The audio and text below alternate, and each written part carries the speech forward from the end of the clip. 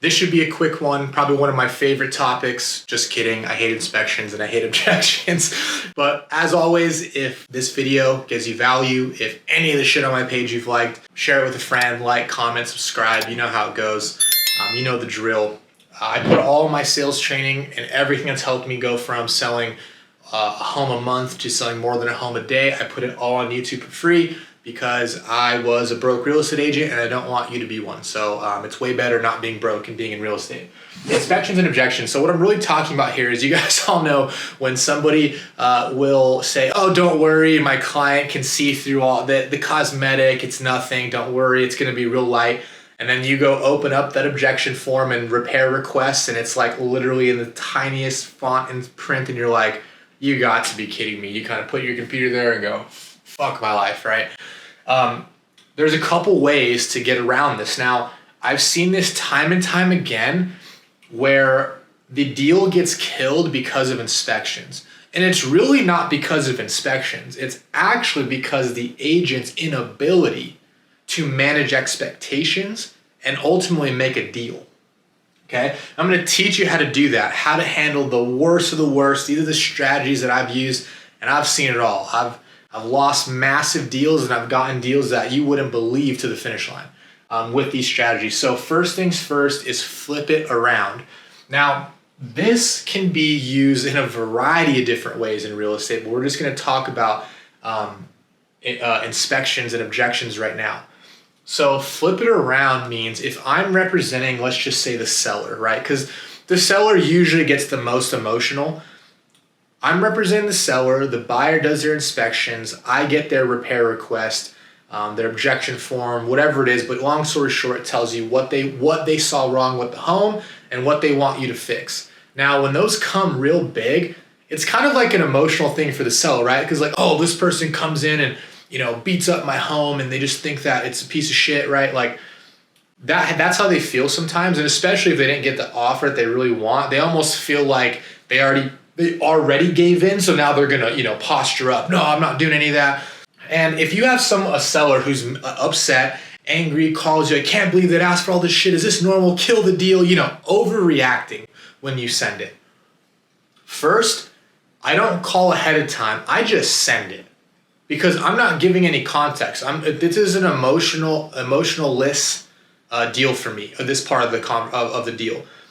I'm going to send you the repair request, and you're going to go through it. You're going to get upset. You're going to be happy. Whatever. I'm not going to give you my 2 cents before I send it because I'm just literally setting the stage, and I don't want to set it up negatively. I'm just going to send it off. Hey, just sent you the buyer's objection form. Let me know when you get it. Let's take a look at it together.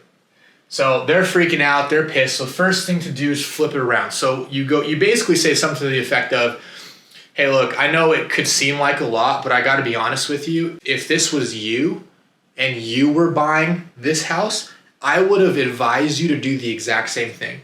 We shoot for the stars and hopefully land on the moon, right? So they ask what's in best case scenario for them.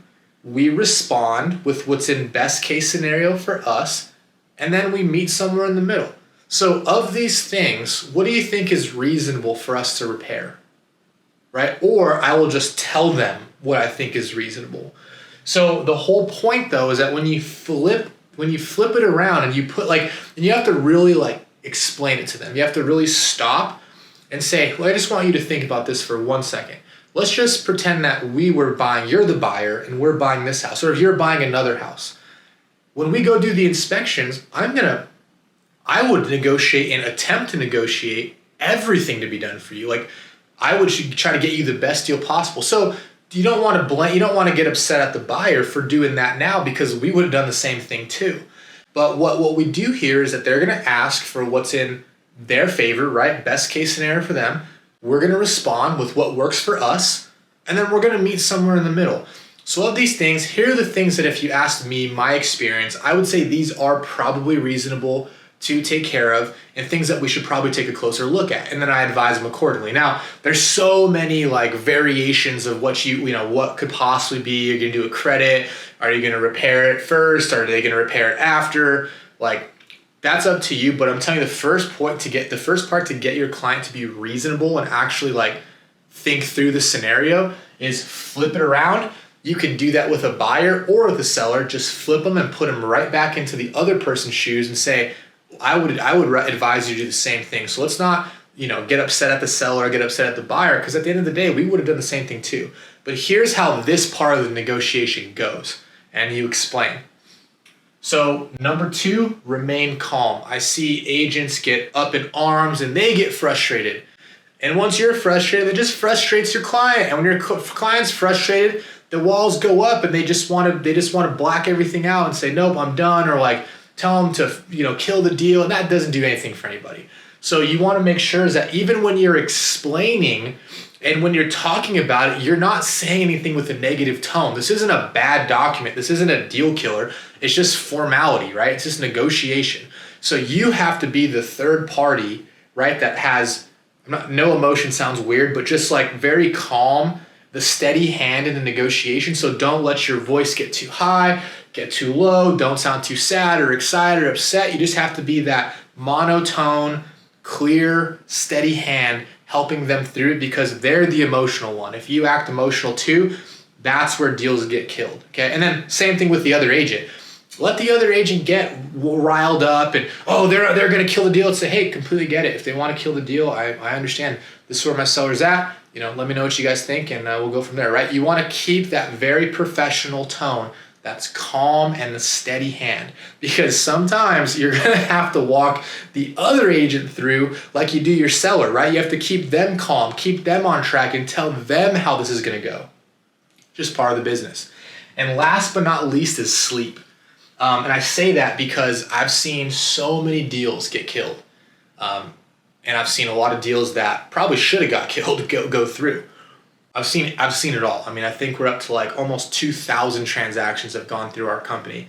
And sleep, if somebody does get to that point of like, I want to kill the deal, I want to not do this, or like you just know you're starting to go down that path, or there's a big decision, which is ultimately going to lead to the deal either going through or not. Remember, chances are you're talking to your client past 5 p.m. They're tired from their day. They probably haven't ate yet, or maybe they have. They're exhausted because probably mental stuff they're going through their day. Then add this on top of it. They're probably just not thinking that clear. So one of the things that, and even if they are, the best thing you can do is say, hey, let's just cut it for tonight, leave it where it's at. Let's do this. Get a good night's sleep. Let's talk about it in the morning. Let's talk about it tomorrow. And I can tell you time after time, it has been a completely different conversation from 6, 7, 8 p.m. at night to 10, 11, 12 the next day after a good night's sleep. So one of the things that I do is like, don't try to amend the situation all night and go back and forth, text, call. I would just get them on a call and say, hey, you know what? Let's just drop it for tonight. Nothing's going to change from today to tomorrow. Get a good night's sleep. Let's just pick this back up in the morning. It's been a long day. And we'll look at this with a fresh set of eyes tomorrow. Does that sound fair enough? And then do it the next day. That right there has saved so many deals of mine where my seller or my buyer is in a completely different mood the next day, and very reasonable and nice and friendly, and we ended up doing the deal. So inspections and objections, real quick summary, flip it around, first things first. If you get that upfront barrier, that upfront wall goes up, that frustration, flip it around and make them understand this is just part of the game. It's formality. Don't get emotional or mad at the other party.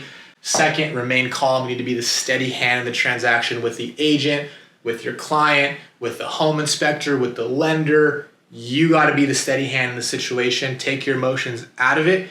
And then third, if it's really, really, really going south and there's kind of like that yes or no decision, what do you want to do? And you know it's probably going to lead to the deal getting killed. Don't kill it. Don't try to solve it that night. Don't try to stay up and figure it out. Say, let's take a look at this tomorrow with a fresh set of eyes, get a good night's sleep, and we'll pick it up tomorrow. That will save 90% of your deals, and hopefully some of your deals get saved because of this.